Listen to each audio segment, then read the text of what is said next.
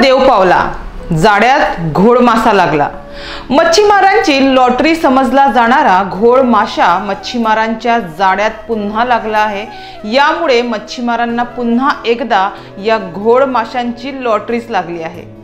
ऐन सणाच्या दिवशी ही लॉटरी लागल्याने मच्छीमारांमध्ये आनंदाचे वातावरण आहे।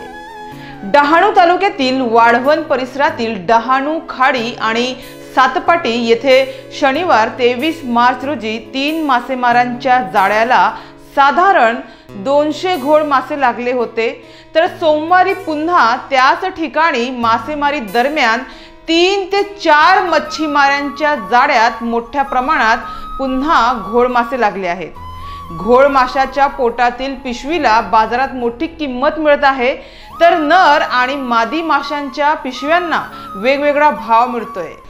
शिवाय हे जे मासे आहे त्याचा जो मांस आहे त्याला देखील 500 ते 600 रुपये किलो इतका दर मिळतोय।